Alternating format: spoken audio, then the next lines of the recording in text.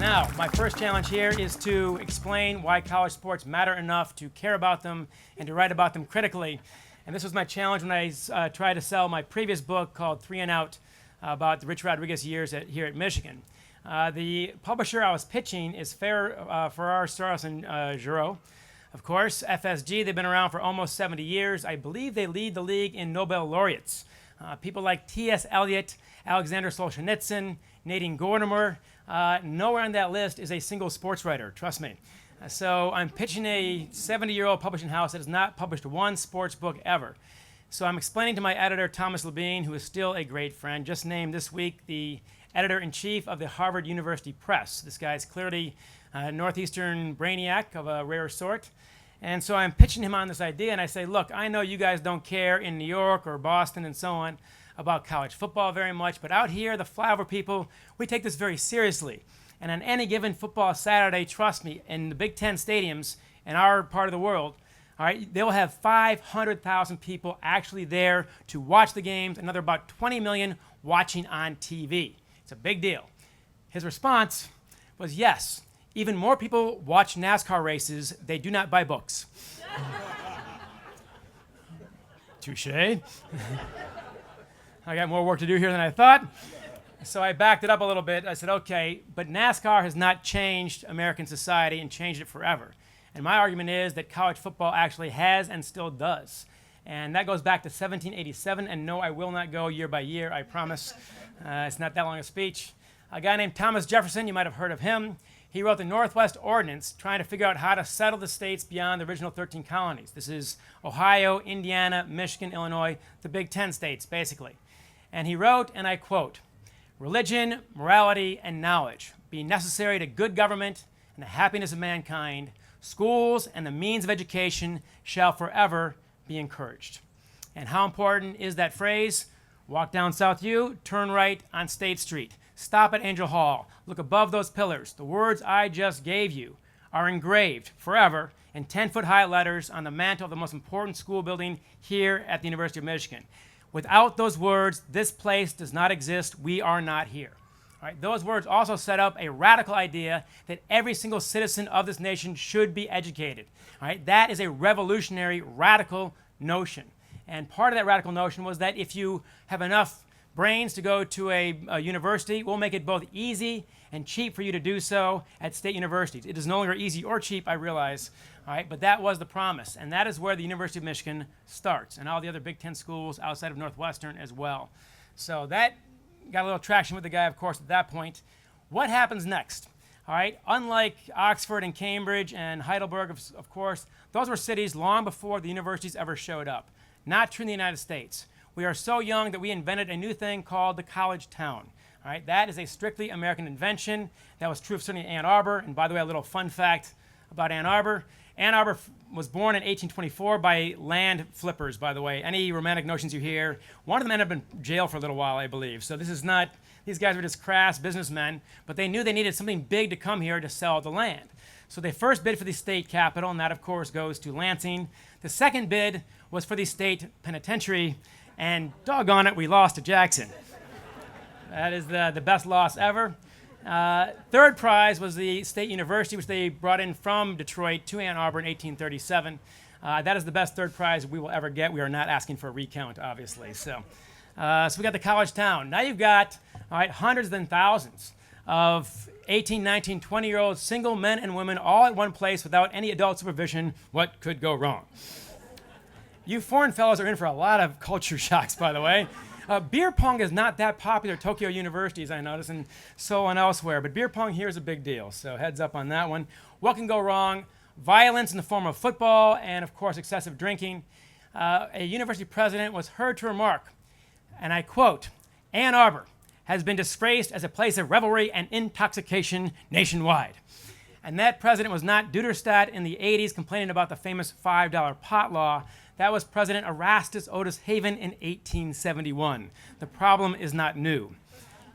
Another problem is not new is football. The Harvard president in 1860, before the Civil War, banned its being played on Harvard's campus. No better way to guarantee the popularity of anything than have the president say, you can't do this. And you already know this, by the way, so heads up on that one. So The game takes off in the form of football. That brings them all together. And I'm not kidding you about this thing. President Angel of Angel Hall, these other presidents who started the Big Ten in 1895, they hated the game, they hated what it did to the campus, but they did believe that drinking on campus is so rampant that they really hoped that football would be such a distraction that it would end drinking on campus as we know it.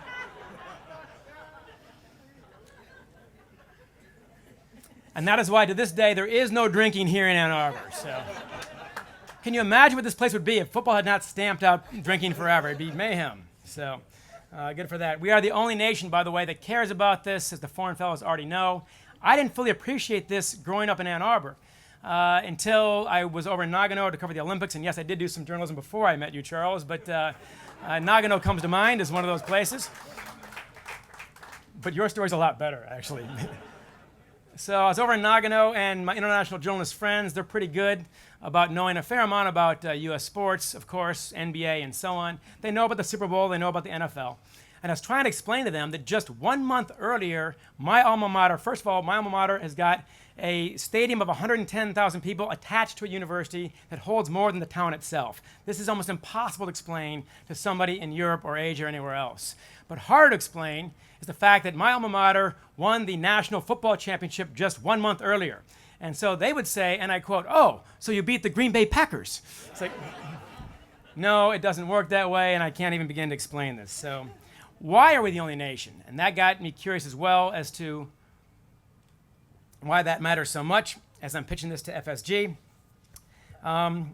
Skipping a bunch of stuff here. Who cares? There you go. The audience never knows what you skipped, by the way. So there you go. So what happens next? Football's on campus. It becomes a big deal. It is the engaging interest from the 1890s on. It's a huge deal, obviously. Second only to baseball and still very high on the list.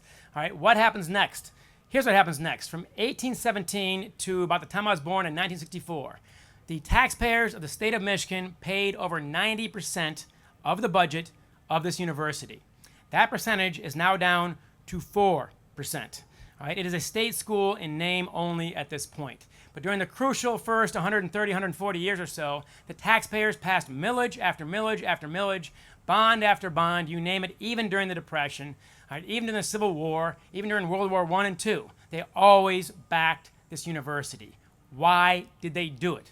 My argument to you is if you are a farmer in Fenville, Michigan, or a factory worker in Flint, you might not have gone to Michigan, your sons and daughters might not go to Michigan, but your attachment to the university is the front porch, also known as the big house right down the road. It is the one building on campus that everybody in the entire state is welcome and is always welcome. 25% of the people who go to Michigan football games did not attend Michigan. And trust me, from the book tours, I can tell you, they are among the most loyal fans you will ever find. So they're the ones who pass millage after millage after millage. My classes at Michigan are open to anyone who wants to come, and you're all welcome to join me. Thank you. All welcome to join me. But 5 of you will, all right? Not 25,000. That's what the big house does. What would an admissions department give to have 100,000 people crawling over your campus as 7, 8, 9-year-olds, all right, as a way to sell this as a place to go and experience to have? When I'm in Oxford, England, it looks very much like the law quad, of course, except there's a gate in front of all the portals. You're not allowed to walk through their campus. Here, you're all here right now. This is open to the public. It's a big part of American education, and athletics is a big part of that. In my 2 classes on Wednesday, now granted these are sports classes, sports-related classes, I asked them, how many of you attended a Michigan football game before you got in? And the answer was about 95%. All right, that's what football can do for a university. That's the good news. The bad news is also out there as well. So once I give him this pitch, of course, my other boss, Thomas Labine, my editor, says, okay, now you got me. So go ahead and do it. And after that, by the way, we started exploring it, and we discovered the formula of first becoming good at college football and then becoming, secondly, a great university has been followed by many universities. The University of Chicago, all right, world class, obviously. They are a charter member of the Big Ten. It was born in 1892. 3 years later, they're in the Big Ten, one of the first schools. Their second employee hired after the president was Amos Alonzo Stagg, the football coach. All right, they were the champions of the West before Michigan was, by the way. They were a great team, and that got them on the map right away. Once they realized they didn't need football, they dropped it in 1839, and they're still pretty doggone good, so it can be done. Michigan State did the same thing with President Hanna. Michigan did to some degree as well. Penn State certainly did. Ohio State is doing it now, believe it or not. They are now chasing Michigan for faculty and everything else. That's relatively recent. And who's their front man? Archie Griffin, two-time Heisman Trophy winner. He's the guy leading the charge for the $2.5 billion campaign. Archie's a hard man to say no to, and it's working. So that's what it can do for you when it's working. So at that point, Thomas says, good case. Now, what do we title it? After the whole book is done, we had a debate about this, and I don't want to ruin the ending for you, but it is called 3 and Out. So it did not go so well for Rich Rodriguez here at Michigan. The real debate was the subtitle. And Thomas was already very concerned, despite the fact that he finally signed a sports book and all this. He was very concerned that people out here, my people, you guys, of course, the University of Michigan people, football fans will not read a 438-page book with relatively small font, no photos, and every big word I know is in there. So he was very concerned about this, and it came up again when we're talking about the subtitle. And the subtitle we came up with was 3 and Out, Rich Rodriguez and the Michigan Wolverines in the crucible of college football. Thomas gets on Amazon that morning, spends about half an hour, calls me up. He says, John, I've been on Amazon all morning. I've looked up the top 50 best-selling football books of all time. Not one of them has got a polysyllabic word like crucible anywhere in it. So we're going back and forth and back and forth and back and forth, and finally I cut him off. And I said, look, man, Arthur Miller went to Michigan.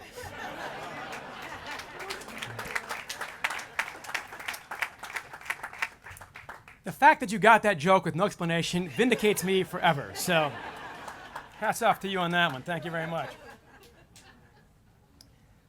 So that was the whole deal there. In the process, I realized the real heroes of that book were the players. And they get a bad rap, in my opinion, the whole student-athlete thing and so on. Many of them would not have gotten into Michigan without athletics, obviously. But, man, what they do with it is really quite impressive. And I spent a lot of time with them. They're the here's the whole thing. And in the latest book, Fourth and Long, The Fight for the Soul of College Football, Thomas asked me, we focused the whole thing on the players and the fans versus the suits. Because the players and the fans are the believers. They're the ones making the sacrifices, and the suits increasingly are taking them and us for granted. And when the Notre Dame rivalry ends, of course, on Saturday, it's a classic case of athletic directors who don't get what the players and the fans actually want. It's all ego and money and everything else, and it's driving me nuts, but that's an aside. So he asked me to write a couple paragraphs on why I prefer college football to pro football. And the easy answer to that, of course, is I grew up here in Ann Arbor in the 70s and 80s. Michigan was always good, and the Lions always sucked. So that was pretty hard to be a fan otherwise. So he said, no, I need a little more. So he asked for a couple paragraphs. I ended up writing about 5 or 6 pages, because I had a lot more to say about this than I thought. One of the biggest things you start out with are the stadiums. All but 2 Big Ten stadiums were built before World War II. They've been around forever. They don't hold the taxpayers for more money, for a better place. We have spent on 99 arenas for the 4 pro major leagues. All right, U.S. taxpayers have spent $21.3 billion in tax subsidies. Why that is not going to the schools is a mystery to me. In Canada, it does. Guess who's better at math and English and everything else, and French for that matter? There you go, Mom. She grew up in New Brunswick, Canada's only bilingual province, so there you go. Merci beaucoup. That's all I got. So why? The stadiums are a big reason why. Who knows the name of the stadium at Wisconsin, by the way? Somebody here will know that? Camp Randall. Why is it called that? Do you know that one? Civil War, because the governor was Governor Randall. When the Wisconsin students were training to be Union soldiers in the Civil War, that's where they trained at Camp Randall. They started playing a rudimentary version of what we now call football. All right, over 150 years later, all they did is build stands. That is your stadium. All right, that's pretty incredible. Michigan's had 1 stadium since 1927. The skyboxes were controversial at the time, although people seem pretty happy now. All right, but no one ever talked about blowing the place up, all right, and building a new one at Pioneer High School, but being a Huron grad, that's fine with me. But anyway.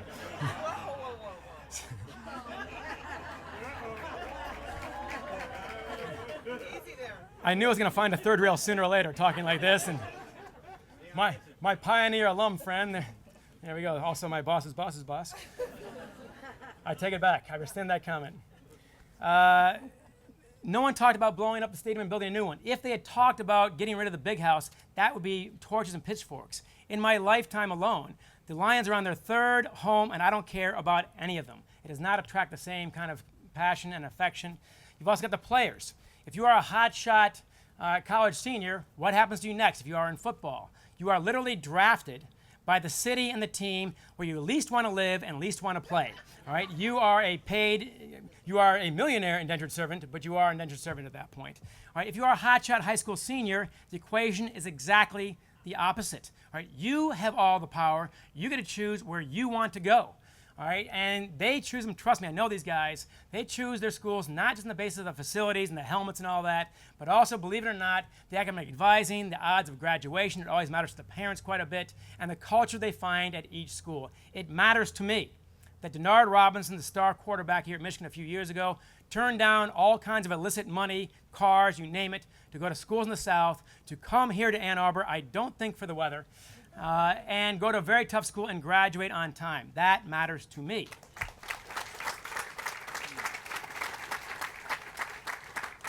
It makes him a very easy man to cheer for when you see him on the field, obviously. So, pretty impressive guy. Also the fans. The fans are fundamentally different. When my friend here, Bill Martin, I did a survey about 10 years ago, the athletic director of Michigan at the time, about Michigan fans. They found that well over half have got their season tickets for more than 20 years. So they're very loyal, but only 9% have got season tickets to any pro sport anywhere. All right, hockey, basketball, football, minor league baseball, anything you name, it is very little overlap. College football fans are college football fans. There's not that big an overlap. And what problem does it solve? Somehow in the course of the latest book, I managed to quote both the Dalai Lama and Mother Teresa. There's a flop for you right there, Charles. There you go. Who both said that a Western man has got everything. We got education, we've got hospitals, of course, health care, great housing, you name it, except togetherness. The great disease of Western man is loneliness. And that, to me, is getting worse, not better, in my lifetime. When I'm growing up here in Ann Arbor with the lovely Kathy White, all right, there's no decision as to where to go to school. You went to school. That was it. All right, there are no private schools, no charter schools, no homeschooling. We just went to school. When I was growing up, of course, and you'll recall this, there are 3 stations, ABC, CBS, and NBC, and they're all serving you the same stuff, okay? You don't have boutique news stations, MSNBC, Fox, and all the rest.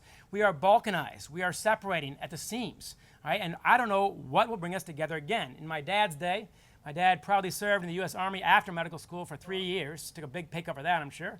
All right, and he's very proud of that fact. A lot of guys in the 50s and so on joined the military. That got us together. That broke down a lot of barriers. Where now do you meet people who aren't like you? Not many places. One place you're going to find is the big house. Because on a football Saturday, guess what? You go through the turnstile, and we no longer care how old you are. Trust me on this one. All right, how old you are, race, gender, ethnicity, nationality. Even if you went to the school, as I said, 25% did not even go to Michigan. All right, all they care about is one thing.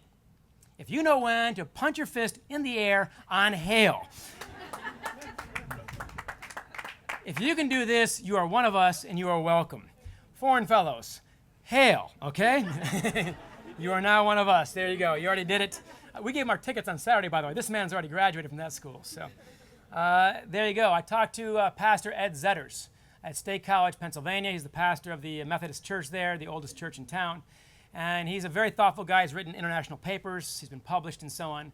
He said it is a tenet of worldwide Methodism that we need more than food and shelter. We need a place to stand, people to stand with, and values to stand for. We need all 3 of these things. I like to think here at my church, I provide those by the bucket, of course, every week. But I can't help but notice the church down the street holds 108,000 true believers.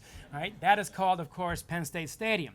And that is true. He loves Penn State football, and he says when we go to our section, all of a sudden, everything breaks down. And you guys who've got your section at the big house, you know what I'm talking about. People with whom you have otherwise nothing in common, all of a sudden you're best friends.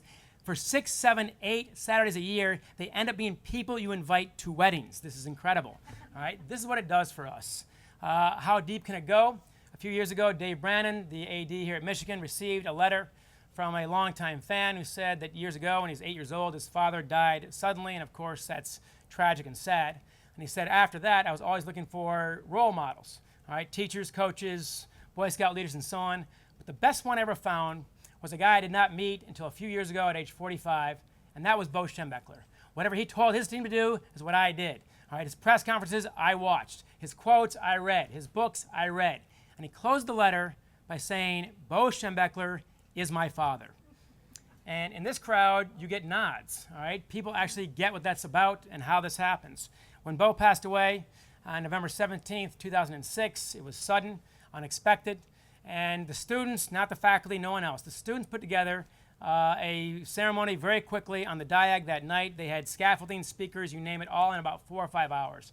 I was one of the speakers that night, and when I got up there and I saw all the students out there, they had passed out candles, and they're lighting them one by one and passing them around.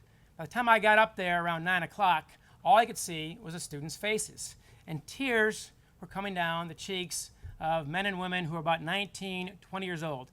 None of them had ever seen Bo coached. A few of them had not been born when Bo had quit coaching. And that's what you see at its best, what college athletics can do for a community, not just the athletes, not just cheering, but to bring us together. And that's, thank you.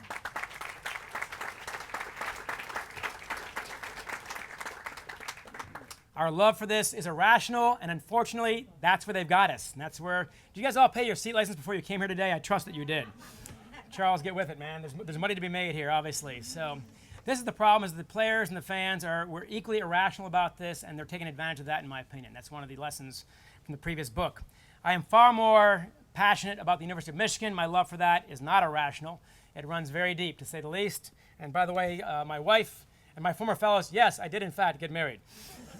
Late starter, 32 weeks undefeated. That's our record so far. My parents are currently ranked at 58 years, so I got to live to be about 108 to pull that one off. So the odds are not looking good on that, but anyway. The love for Michigan. I was born in University Hospital. My dad has been a pediatrician there since before I was born. He just retired a couple years ago. Born and raised here, of course. Got 2 degrees from this place, and I went to law school for 5 minutes, but you get no credit for that. And now, of course, as Charles said, I write articles for the various publications. I do Michigan radio. I do a lot of free speeches, and I teach all of it for peanuts or nothing. And the reason I do it is very simple. I simply love this place. It means so much to me, I can't tell you. And it's outside the United States itself, this is where my heart is, absolutely. And by the way, if you think I'm kidding, look at all these fellows that Charles was talking about who have flown from back overseas, Europe, Asia, you name it. That will be you in 4 years. There's no way in hell, at the end of this thing, you'll be able to tell me you don't love this place. All right? It's going to be on you in about 8 months. Trust me on that one. So that is my love for this university and for college football. And therein lies the catch, as Charles described it. When things you love start making mistakes, and you're a journalist, you are in a tough spot. All right, to say the least. And college football, as I said, has made some mistakes, clearly. We're still writing and talking about that. My book with Bo Schembechler, near the end of his life, was simply a labor of love. So much fun for me. The next book, 3 and Out, about the Rich Rodriguez years, that was labor. It was not fun to watch. It was not fun to write about. It might not be fun to read about. But it had to be done, in my opinion. And what happened there is the first year out of 3 years I was inside the program, I was hearing some things about people I admired greatly, a few of them, who were doing things that were not very admirable. And at first I couldn't believe it, and I dismissed it. Second year I cocked an eyebrow. Third year I started looking into this stuff before the book obviously was finished. And not all of it was true, but some of it was true. And it was not illegal stuff. It's not things that need to be reported like that, but it was, in my opinion, unethical, what was happening on a couple of levels. And in researching this, the last 2 books, I got to tell you this, that I have found that human resilience is actually quite common. That when you're faced with the Depression or World War II or London bombings and so on, human beings will suck it up as a rule and they'll keep going. What is rare is what I encountered next, moral courage. How many people are really willing to stick their necks out for a person or a principle at great personal risk because it is the right thing to do? That is hard and that is rare. And the people who are coming forward to me on the record, all right, with these statements, with this evidence, they had that moral courage. And at that point, my equation changes a bit. You have to honor this, obviously. So it's January of 2011. Rich Rodriguez has been fired. He made his own mistakes too, of course. I'm looking at a pile of pretty serious evidence here. And now you have a choice. All right, this is my place. This is my home. This is what I love the most. All right, outside of my beautiful family and wife, of course. So 32 weeks, don't forget it. What do? If you're a journalist, you really don't have any choice at all. Either you are a PR person or you are a journalist. If you are a journalist, it's very simple. It is your job to pursue the truth wherever it leads. And at that point, it became very simple. Not easy, big difference between easy and simple, but the decision itself was simple. Start going after it. So, before you hit send, I've talked to Ellis Levine, the lawyer of FSG. He and I became best buddies. Every page had been gone over many times, some 5, 10 times, you name it. It was a very rigorous process. And he told me after the book comes out, your best review is going to be the silence of the people who have a reason to object. And if they don't complain, then you got it right. And I'm pleased to report 4 years after that book came out, silence remains my best review on that. But I don't care about that. Before you hit send, no matter how good Ellis Levine is, no matter how good your source is, we've all been there in journalism and probably in every other faculty position you can name. You got to make a tough call, and your hand's right there, and you either got to push send or not. And I don't care how smart we are, you have no idea what is going to happen next. We had no idea about sales, we had no idea about reviews, we had no idea what the response is going to be. Am I going to get booted off campus, whatever else? Because we've all been in a situation as journalists where an article you think everyone's going to love, no one does. An article you think no one's going to care about explodes for no reason, you've got no idea why. So here I am, and I'm reminded at this point of the movie Body Heat, believe it or not, written and directed by Michigan's own Lawrence Kasdan of Big Chill fame. It's the movie that launched William Hurt, and some other hotshots, Kathleen Turner, Mickey Rourke. And at one point, the William Hurt character is having an affair with Kathleen Turner's character, Kathleen Turner, and he has the great idea to blow up her husband with a bomb, a handmade bomb. It turns out, even in Florida, that's illegal, by the way. But he has to get one of his clients, a low-life criminal named Mickey Rourke, to help him actually design the bomb. So he does that for him as a professional courtesy, I guess. But before he's about to leave, he says, "Hey, man, do you have any idea what you're doing? I mean, really. Because if there are 50 things that can go wrong with your plan, and if you're a genius, you can think of 25, and you ain't no genius." And this pops in my head right around here. And I'm thinking, there are 50 things that can go wrong with this book, and if I'm a genius, I can think of 25, and I clearly am no genius. So what are your choices? I hit send anyway. I dedicated that book to my parents, George and Grace Bacon. My mom, of course, beat into my head the famous phrase, "Your character is what you do when you think no one's watching." And that is part of that dedication. Because if everyone involved in that book had followed that advice, the book would be a lot smaller. Trust me on that one. All right, so that was to my mom. It was also to my dad, who said repeatedly his own quote all my childhood, and I'm quoting here, "John, when you're on the floor, you can't fall out of bed."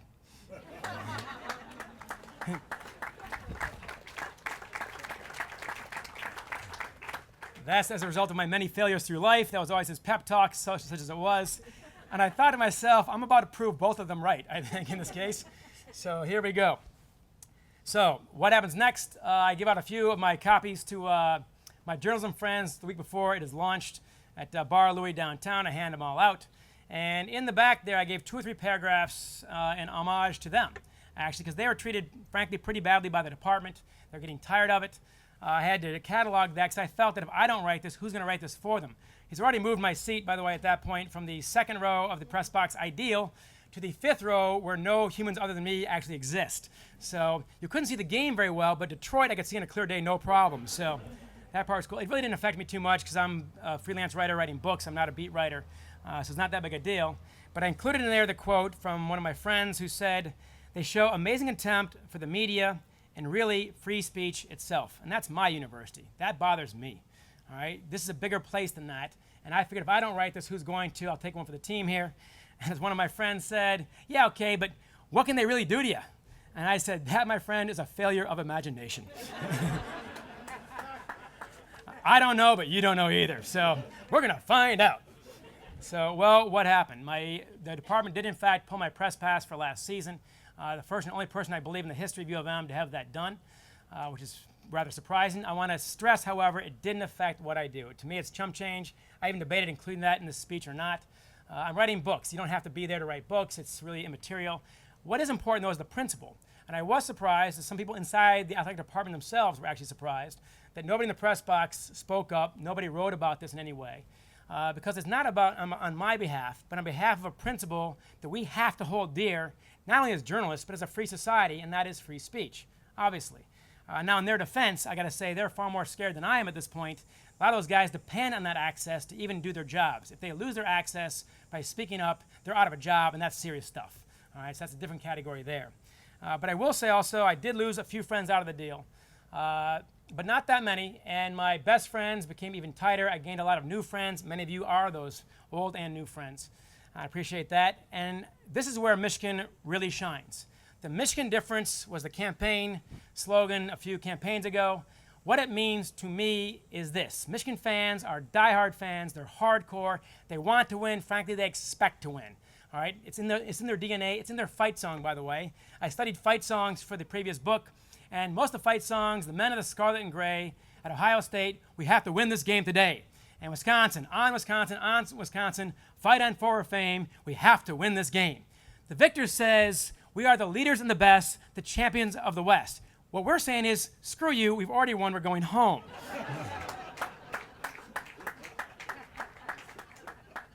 It is the only fight song I have found that already is celebrating a victory and a championship and really the title of the world.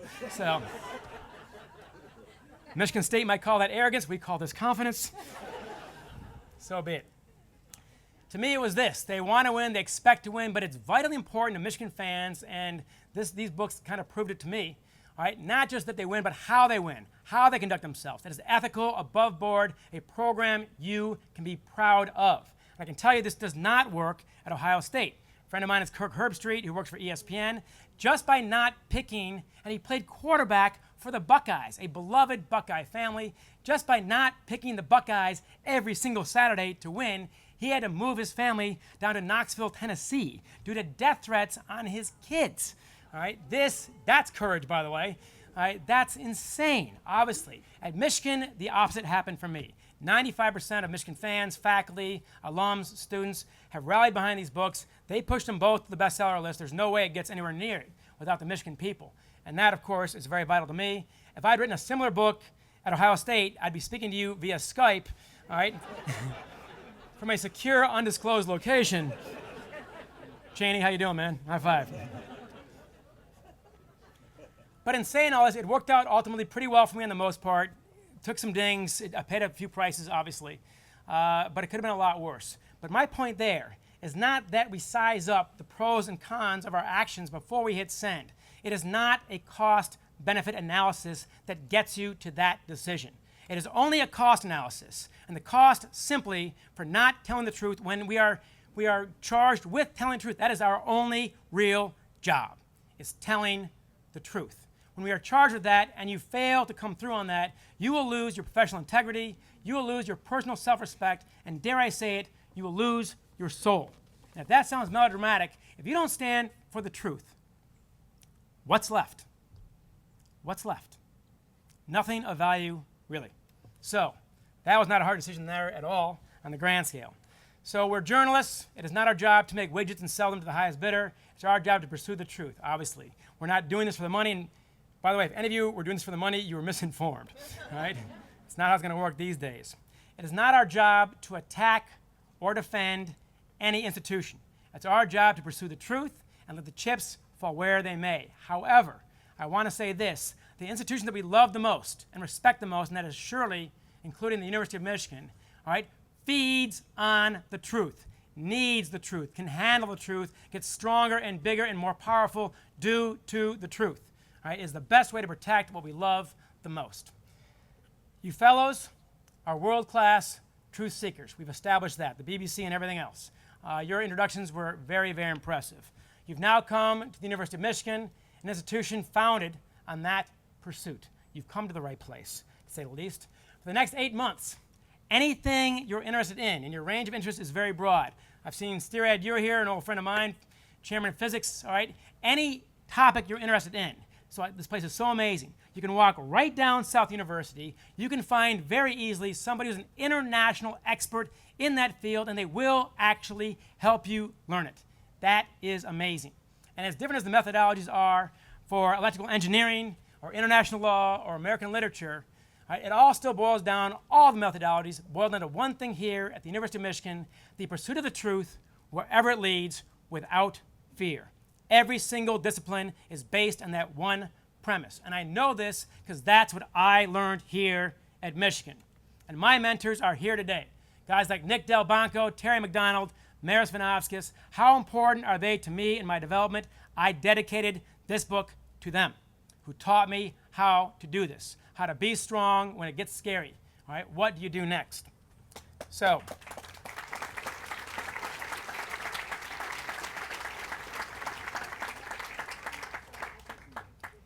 we journalists are truth seekers. The University of Michigan, it's no exaggeration to say, is a temple of truth. On the great seal of the University of Michigan, on your diplomas, on my diplomas, on the seal right in front of this podium, it promises three things: Artis, Scientia, Veritas. Art, science, truth. That is what we do. We are journalists. We are at the University of Michigan. We mean it. Good luck, thank you, and go blue.